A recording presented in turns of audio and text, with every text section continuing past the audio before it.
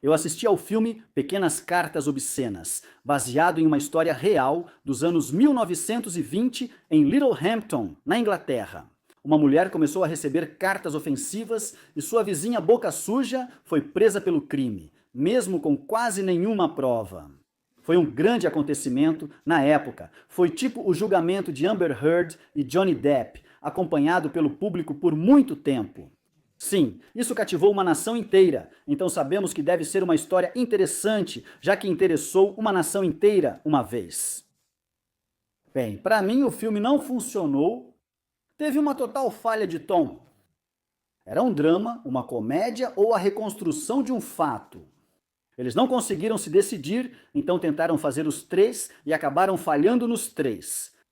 As informações históricas desse filme são bizarras e tiram a atenção. Por que eles fizeram um dos protagonistas irlandês? Por que trocaram a etnia de três personagens principais de uma maneira muito improvável e de alto perfil? Na minha opinião, colocar um homem negro como juiz da Suprema Corte foi uma decisão terrível. Esse personagem surge durante o julgamento, no auge do drama. Então, qualquer coisa que te lembre que você está assistindo a um filme moderno estraga a imersão. A história ela envolve uma policial. Policiais femininas eram raras nos anos 20, mas os cineastas modernos tinham que dar muito mais importância a isso do que realmente precisava. Óbvio que polícia local só empregaria uma mulher se acreditasse que ela pudesse fazer o trabalho. E ainda assim, não é isso que nos é mostrado. Os homens na delegacia dela são retratados como muito estúpidos e rudes com ela, o que a deixa frustrada. Na realidade, ela até pôde andar de moto no trabalho. Devia ter sido super legal ver uma policial de moto nos anos 20. Isso claramente mostra que a polícia estava satisfeita com ela. Os personagens policiais masculinos são tão exagerados, tão caricatos, que destroem as tentativas do filme de criar drama. Enquanto isso, Timothy Spall, aquele excelente ator, está se esforçando ao máximo para ser dramático. Mas ele está em outro filme, que até poderia ser interessante, mas não tem a chance de ser dramático quando se está cercado de farsa. Os cineastas modernos decidiram culpar as cartas anônimas obscenas no personagem do Tim, e assim no patriarcado.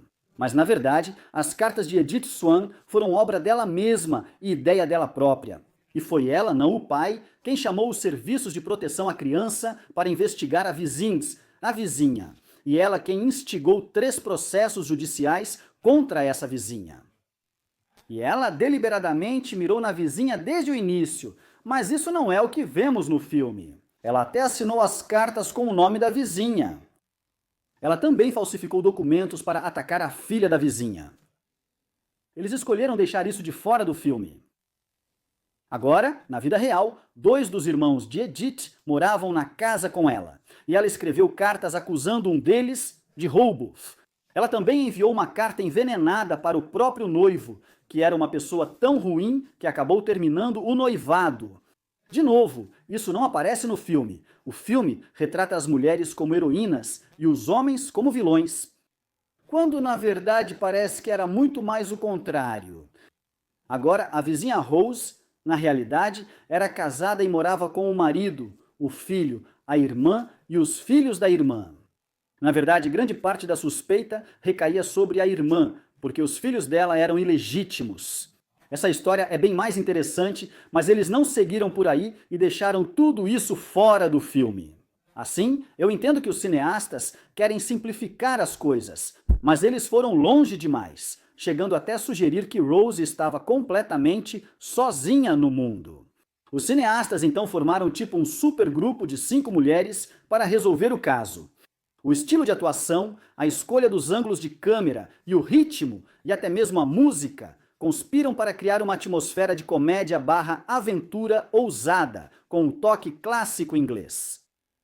Se o filme tivesse começado dessa forma desde o início, talvez isso até tivesse funcionado.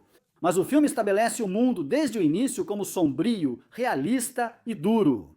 As apostas são altas, eram altas, e o assunto é sério. Tome uma decisão e mantenha ela até o final. E para amenizar a grosseria das palavras obscenas das cartas, eles fizeram as Super 5 falarem muito palavrão. Algumas pessoas até gostam de um humor cheio de palavrão, mas quando essas mulheres falam um monte de palavrão em um ônibus lotado, desafia a credibilidade e é aí que não havia mais chance de ter um resquício do drama inicialmente introduzido.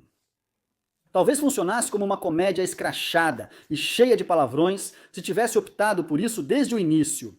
E se o famoso grupo das 5 tivesse se formado logo no início e não quase que chegando no final do filme, então não teria tido essa mudança brusca e enorme de tom. A atuação do Tesouro Nacional, que é a Olivia Colman, é exagerada até nas partes dramáticas. O rosto dela muda rapidamente entre as emoções necessárias para transmitir o significado. E ela nunca faz isso de forma sutil. Um pouco mais de expressão neutra poderia ter ajudado a manter o mistério, o significado ambíguo e o realismo elevado.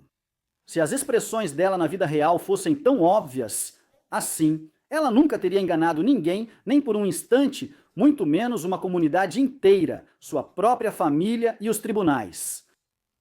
Se os cineastas escolhem um fato interessante da história, então eles deveriam contar esse fato interessante, o que funcionaria bem porque a história é de fato interessante, ou contassem uma história mais interessante, escolhendo uma melhor. Existem muitas histórias interessantes para contar, de verdade, isso é o que não falta. Uma outra opção é escolher um fato histórico interessante para da história e informar ao público que não é algo sério. E assim eles podem criar um mundo de ficção possivelmente cômico. A história merece um tratamento melhor pelo cinema do que esse.